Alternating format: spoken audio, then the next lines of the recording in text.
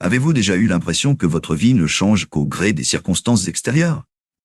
Comme si tout dépendait d'un emploi, d'une relation ou d'un coup de chance. Eh bien, laissez-moi vous dire quelque chose de dérangeant. Le vrai pouvoir n'est pas dehors, il est dedans. C'est votre esprit, et lui seul qui détient la clé pour transformer votre existence. Voilà une idée qui choque, mais qui libère instantanément ceux qui osent l'accepter. Je parle par expérience.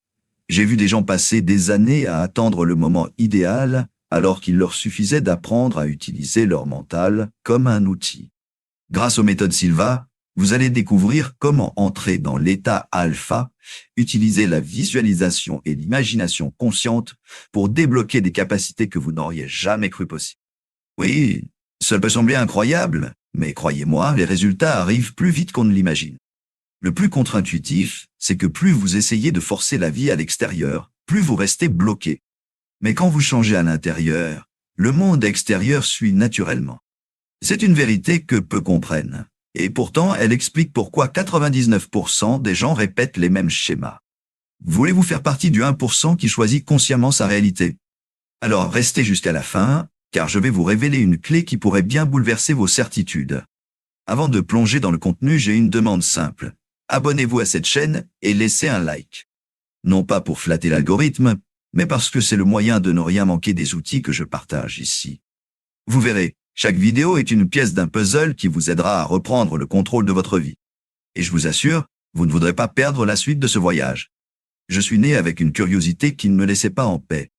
Dès mon plus jeune âge, j'observais les comportements, les pensées et les réactions des gens autour de moi, en particulier de mes propres enfants. Quand j'ai vu qu'ils avaient des difficultés à l'école, j'ai ressenti une responsabilité énorme. Il fallait trouver un moyen de les aider. À cette époque, dans les années 40, je n'avais ni diplôme universitaire ni formation académique. Mais j'avais une conviction brûlante. L'esprit humain cache un potentiel beaucoup plus vaste que ce que nous utilisons au quotidien. J'ai commencé comme un autodidacte obstiné, armé seulement de ma curiosité, de quelques livres et d'un carnet de notes. Je testais des idées simples, presque naïves, sur la manière dont la mémoire fonctionne, comment l'attention se renforce ou comment les émotions influencent l'apprentissage. Chaque soir, je faisais des expériences avec mes enfants, notant les résultats, observant leurs progrès, corrigeant mes hypothèses. Petit à petit, je me rendais compte qu'entraîner l'esprit ressemblait à entraîner un muscle. Plus on l'utilise consciemment, plus il devient fort et flexible. Ce chemin n'était pas facile. Autour de moi, beaucoup pensaient que je perdais mon temps, que tout cela n'était qu'une lubie. Mais je voyais des changements concrets. Mes enfants retenaient mieux leurs leçons, restaient plus concentrés, et même leur confiance grandissait. Cette confirmation me donnait l'énergie de continuer. Je me suis rendu compte que je n'étais pas simplement en train d'aider ma famille. J'étais en train d'ouvrir une porte vers quelque chose de plus grand, une possibilité pour tous. Imaginez-vous dans ma position, sans ressources, sans laboratoire sophistiqué, juste un père qui croit en la puissance invisible de l'esprit. J'étais comme un explorateur, avançant dans une forêt inconnue avec seulement une lampe à la main. Chaque petit progrès était une étincelle qui illuminait davantage le chemin. Plus j'avançais, plus je découvrais que la clé du changement ne résidait pas à l'extérieur, mais à l'intérieur de nous. Je me suis souvent demandé pourquoi certains réussissent à transformer leur vie alors que d'autres restent prisonniers de leurs limites. La réponse que j'ai trouvée était simple, et pourtant révolutionnaire. Ceux qui osent explorer leur esprit découvrent des outils insoupçonnés. Par exemple, quand mes enfants utilisaient des exercices de visualisation que j'inventais, ils apprenaient plus rapidement et retenaient leurs cours presque sans effort. Cette évidence me poussait à approfondir toujours davantage mes recherches. À cette époque, la société ne parlait pas de développement personnel comme aujourd'hui. Les mots comme méditation, visualisation ou conscience élargie semblaient ésotériques, presque tabous. Mais je savais par expérience directe que ces pratiques avaient des effets réels et mesurables. Alors, j'ai continué, même sans reconnaissance.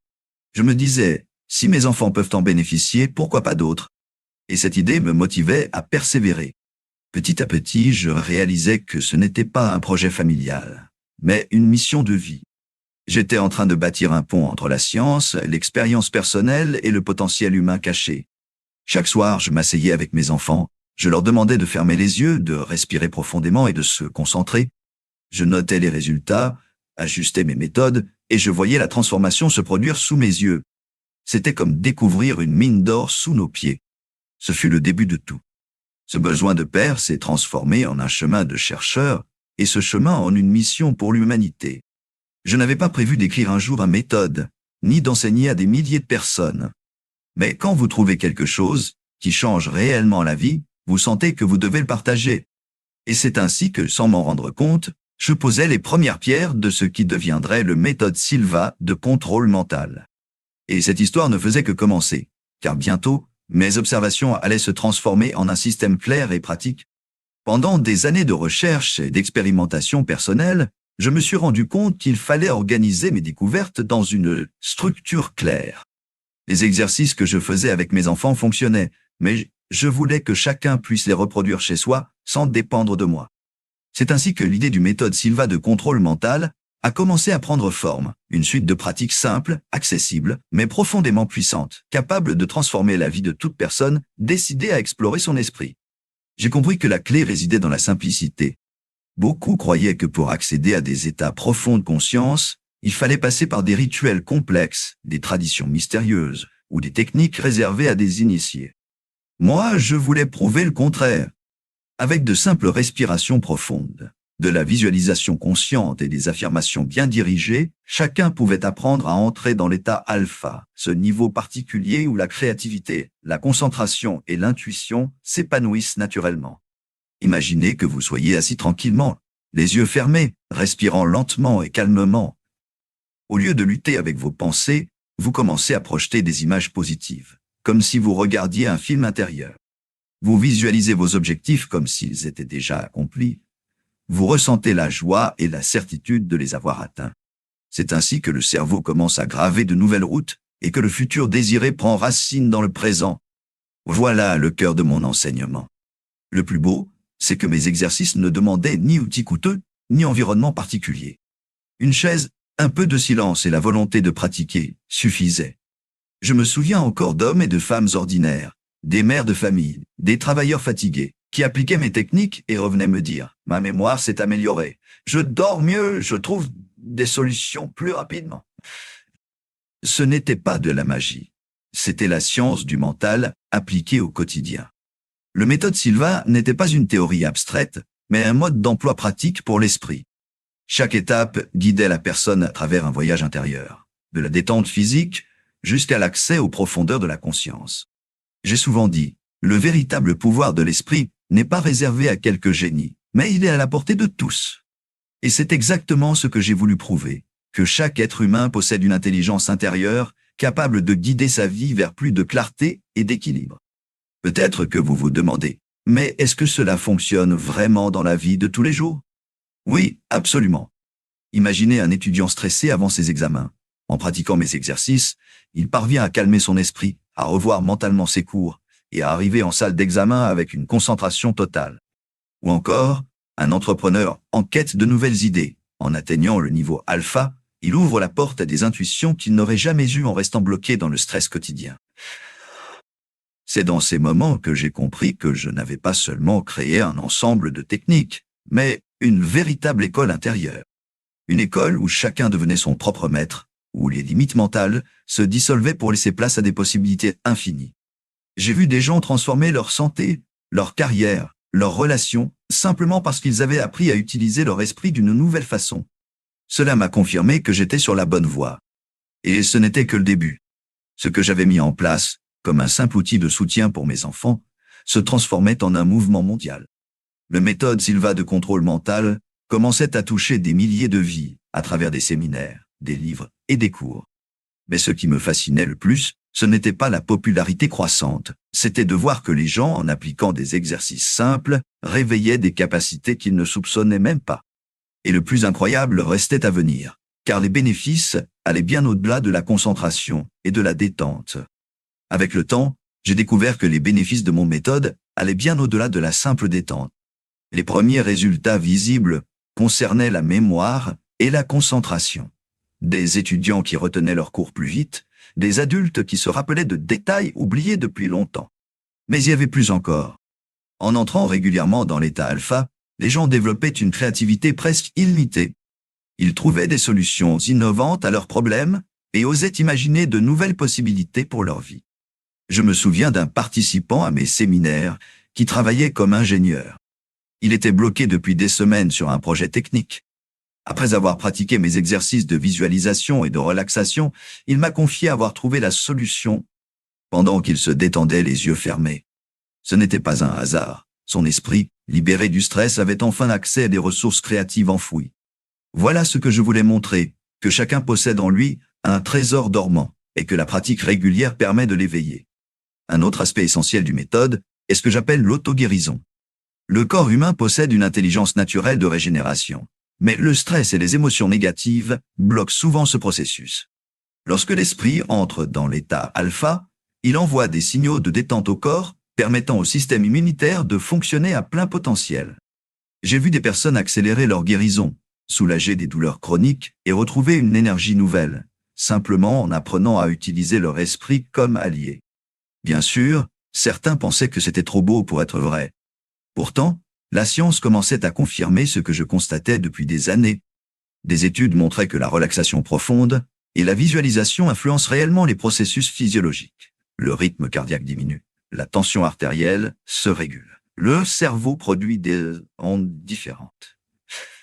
Tout cela validait l'idée que l'esprit et le corps ne sont pas séparés, mais travaillent en harmonie. Pour rendre cela concret, j'enseignais à mes élèves des exercices pratiques. Par exemple, je leur demandais de visualiser une lumière chaude et bienveillante parcourant leur corps, réparant et revitalisant chaque cellule. Ce simple exercice, répété chaque jour, créait des changements tangibles, plus de vitalité, moins de maladies saisonnières, un moral plus stable. Ce n'était pas de la magie, c'était l'application méthodique des ressources naturelles de l'esprit. La créativité, elle aussi, se révélait de manière surprenante. Je proposais souvent un jeu.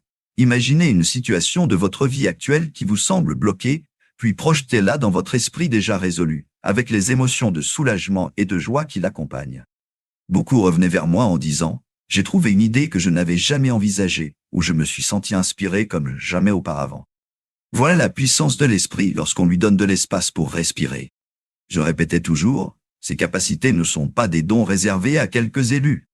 Ce sont des compétences que nous possédons tous, mais qui dorment à l'intérieur de nous. Comme les muscles qui s'atrophient sans exercice, l'esprit aussi a besoin d'entraînement. Et la beauté du méthode Silva est qu'il offre cet entraînement d'une manière douce, naturelle et accessible. Il ne s'agit pas de changer qui vous êtes, mais de révéler ce que vous portez déjà en vous. Et ainsi, peu à peu, mes élèves comprenaient que leur esprit n'était pas seulement un outil de pensée, mais une source de transformation. Mémoire, créativité, auto-guérison. 3 portes vers une vie plus riche et plus épanouie. Mais ce n'était qu'un aperçu. Car pour comprendre pleinement pourquoi ces résultats étaient possibles, il fallait plonger plus profondément dans la science des ondes cérébrales et explorer le mystérieux état alpha. Pour expliquer pourquoi mon méthode fonctionne, il faut comprendre le langage du cerveau, les ondes. Chaque état de conscience correspond à une fréquence particulière. Quand vous êtes éveillé, concentré sur un problème ou en pleine activité, votre cerveau fonctionne à environ 20 cycles par seconde. C'est ce qu'on appelle l'état bêta. Là, le raisonnement logique domine, mais l'intuition et la créativité se retrouvent étouffées. J'ai vite réalisé que pour activer ces dimensions plus profondes, il fallait ralentir ce rythme. C'est alors que l'état alpha entre en jeu. À 10 cycles par seconde environ, le cerveau bascule dans une zone d'équilibre fascinante. Ni endormi ni trop actif, il ouvre la porte à l'imagination, à l'intuition et à la perception intérieure. Dans cet état, les 2 hémisphères du cerveau coopèrent davantage, le gauche avec sa logique, le droit avec sa créativité. C'est un peu comme si vous aviez enfin accès à l'orchestre complet de votre esprit, au lieu de n'entendre qu'un seul instrument. Je disais souvent à mes élèves, n'essayez pas de voir avec vos yeux fermés, contentez-vous de vous souvenir. Pourquoi ? Parce que dès que l'on force la vue intérieure, le cerveau se remet en mode bêta, augmentant la fréquence à 20 cycles, et l'état alpha disparaît. Le secret, c'est de se détendre et de laisser les images émerger doucement, comme des souvenirs vivants. Ce détail paraît insignifiant, mais il fait toute la différence entre une imagination passive et une véritable activation de l'esprit profond. Pour donner un exemple concret, imaginez que vous cherchez la solution à un problème de travail. En état bêta, vous analysez, comparez, stressez, rien ne vient. Mais en état alpha, Quand votre respiration ralentit et que votre esprit se relâche, soudain une idée surgit, claire comme une évidence. Beaucoup de mes élèves ont expérimenté cela, des solutions inattendues apparaissaient précisément au moment où ils arrêtaient de chercher. Ce n'est pas un hasard, c'est la mécanique de l'esprit. La science moderne a confirmé ces observations. Les électroencéphalogrammes montrent clairement que l'état alpha favorise la mémoire, l'apprentissage et la créativité. Quand on ralentit les ondes cérébrales, le cerveau se met dans un mode d'efficacité accrue. Ce n'est pas différent d'un ordinateur qui, débarrassé de tâches inutiles, peut enfin traiter les informations importantes. Voilà pourquoi je considère l'état alpha comme le point d'entrée vers un potentiel illimité. Je me souviens d'un jeune étudiant en médecine qui venait à mes séminaires. Il avait du mal à retenir la masse énorme d'informations de ses cours. En pratiquant l'entrée en alpha, il a appris à réviser mentalement comme si son esprit enregistrait une bande vidéo. Résultat, il retenait ses leçons en 2 fois moins de temps. Quand il m'a raconté ça, j'ai su que mes découvertes touchaient à quelque chose d'universel, applicable à n'importe quel domaine de la vie. J'expliquais toujours que l'état alpha n'était pas réservé à quelques moments de méditation profonde. On pouvait y accéder volontairement, en pleine journée, pour prendre des décisions, créer des solutions ou même réguler ses émotions. C'est comme si vous aviez une télécommande intérieure, capable de changer de fréquence selon vos besoins. Mais, bien entendu, pour y parvenir, il fallait s'entraîner régulièrement comme on le ferait pour un sport ou une compétence artistique. Et ce n'était qu'un début. Car une fois que l'on comprenait le pouvoir de l'état alpha, la prochaine étape devenait naturelle, apprendre à visualiser. Car si l'alpha vous met dans la bonne fréquence, la visualisation vous donne l'image précise à projeter, et ensemble, ces 2 forces deviennent une arme puissante pour transformer votre réalité intérieure et extérieure. La visualisation est une des pierres angulaires de mon enseignement. Beaucoup pensent qu'il s'agit d'imaginer vaguement des images floues, mais pour moi, c'est tout le contraire.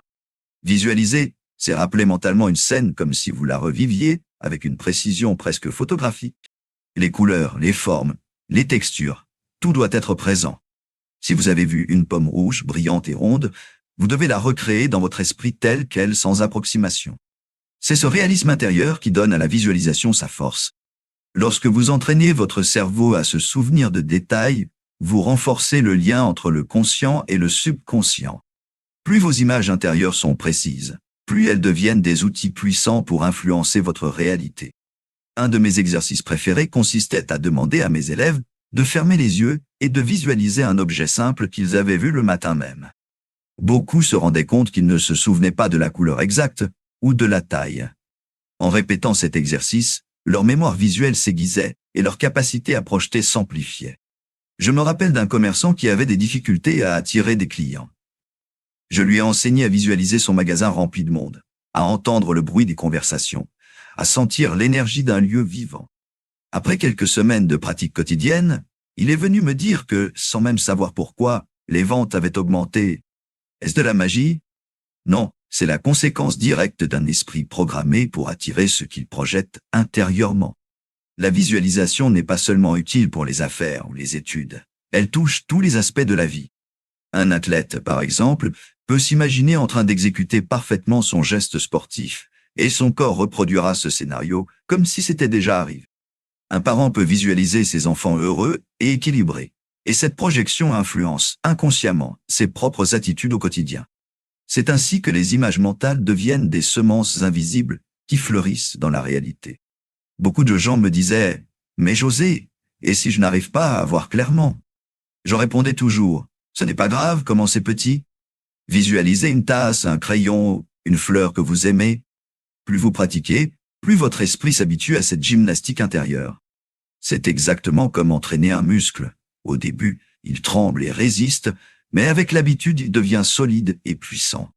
La visualisation obéit à la même logique. Un autre exercice simple que j'enseignais consistait à revivre une scène agréable de la journée. Par exemple, le sourire d'un ami, une promenade au soleil, une chanson que vous aimez. Le fait de rappeler ces moments heureux en détail ancre dans votre subconscient des émotions positives qui renforcent votre confiance et votre équilibre. C'est une manière douce mais efficace de programmer votre esprit pour la réussite et la joie. Je comparais souvent la visualisation à un pinceau entre vos mains. Avec lui, vous pouvez repeindre votre monde intérieur comme bon vous semble. Chaque détail ajouté est une touche de couleur qui rend le tableau plus vivant.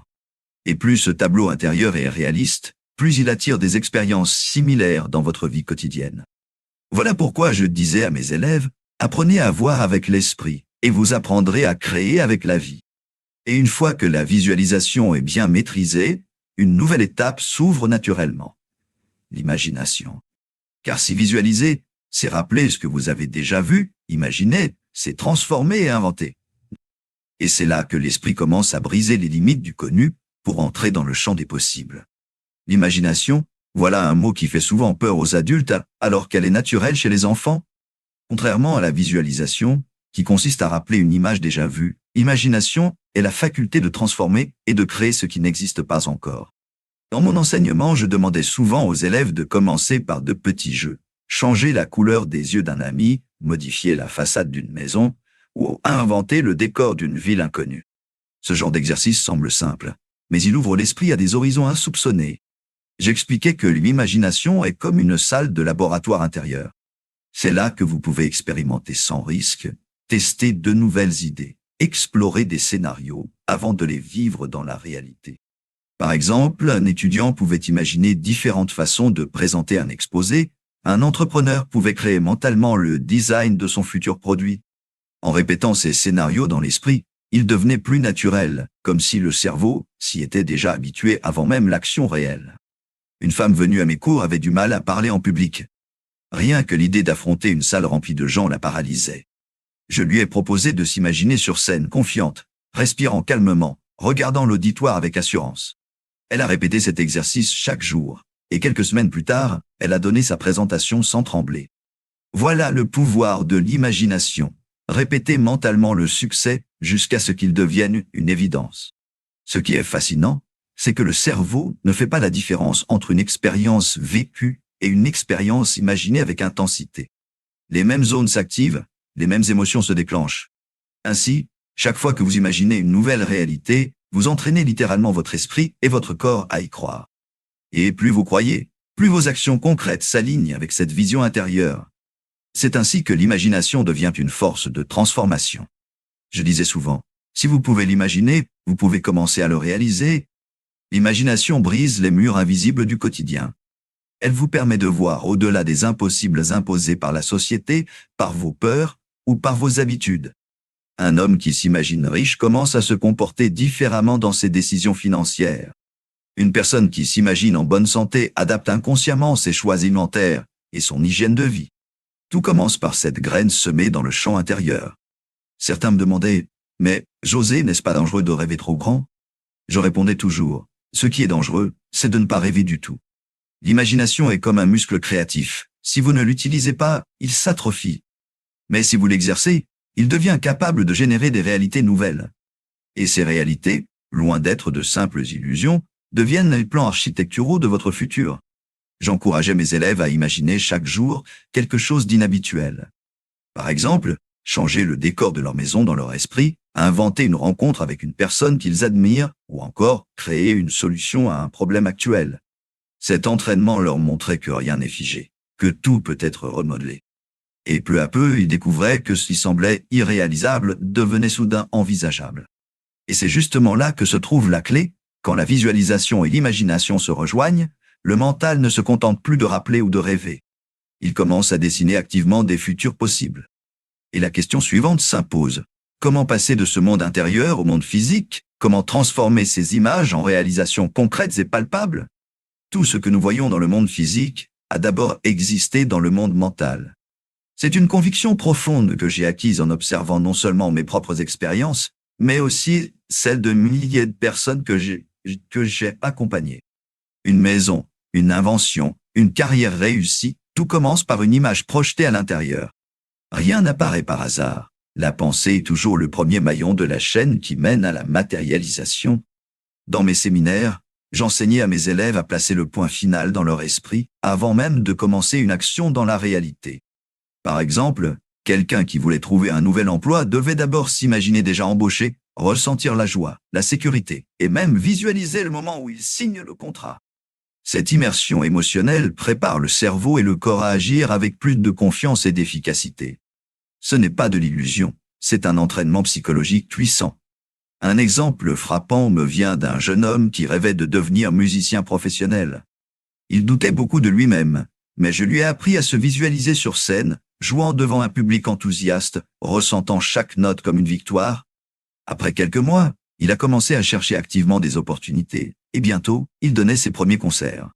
Ce qu'il avait vécu mentalement, il l'a naturellement attiré dans le monde réel. J'expliquais toujours que l'émotion est la colle qui fixe les images mentales dans le subconscient. Ce n'est pas suffisant de penser à un objectif, il faut le ressentir comme déjà accompli. Quand vous imaginez un futur, et que vous y associez la gratitude, la joie et la certitude, votre esprit commence à fonctionner comme un aimant. Peu à peu, vos décisions, vos actions, et même vos opportunités s'alignent pour rendre ce futur inévitable. Certains me demandaient « Mais José, est-ce que cela veut dire qu'il suffit de rêver et d'attendre ?» Je répondais « Absolument pas. La pensée crée la direction, mais c'est l'action qui matérialise. Cependant, quand votre esprit a déjà vécu la réussite, vos actions deviennent plus précises, plus confiantes et plus rapides. Vous n'agissez plus en tâtonnant dans l'ombre, mais en suivant une carte intérieure qui vous guide vers votre but. Je donnais souvent un exercice pratique. Chaque soir, avant de dormir, imaginez que votre objectif est déjà atteint. Vivez cette scène en détail. Les sons, les couleurs, les émotions. Faites-le avec intensité, comme si vous étiez en train de jouer un rôle dans un film où la fin est heureuse. En répétant cela, vous envoyez un message puissant à votre subconscient qui se met à travailler silencieusement pour attirer cette réalité vers vous. J'ai vu des personnes transformer leur vie entière grâce à ce principe. Des couples en crise qui se visualisaient déjà réconciliés et retrouvaient la tendresse. Des malades qui imaginaient leur corps en pleine santé et accéléraient leur guérison.